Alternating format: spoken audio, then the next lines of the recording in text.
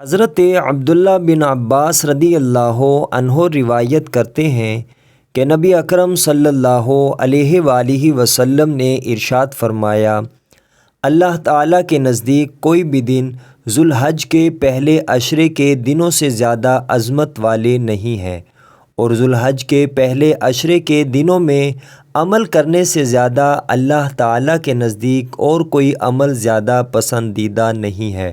تو تم لوگ ان دنوں میں بکثرت تسبیح پڑھو، لا الہ الا اللہ پڑھو، الحمدللہ پڑھو، اللہ اکبر پڑھو۔ مجموع الزوائد حدیث نمبر 5932۔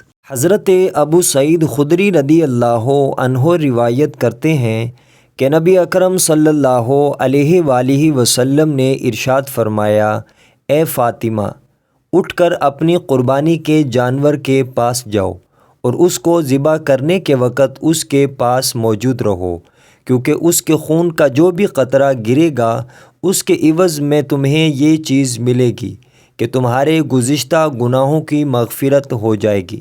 انہوں نے عرض کی، یا رسول اللہ صلی اللہ علیہ وآلہ وسلم، کیا یہ ہمارے اہل بیت کے لیے مخصوص ہے یا ہمارے لیے بھی ہے اور مسلمانوں کے لیے بھی ہے؟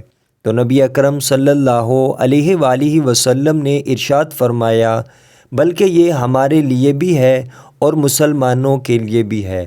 مجموع الزوائد حدیث نمبر 5934۔ حضرت علی رضی اللہ عنہ نبی اکرم صلی اللہ علیہ وآلہ وسلم کا یہ فرمان نقل کرتے ہیں، اے لوگو، قربانی کرو اور اس کے خون کے حوالے سے اس کے ثواب کی امید رکھو، کیونکہ خون اگرچہ زمین پر گرتا ہے لیکن وہ اللہ تعالیٰ کی پناہ میں گرتا ہے، یعنی اس کا اجر نوٹ کر لیا جاتا ہے۔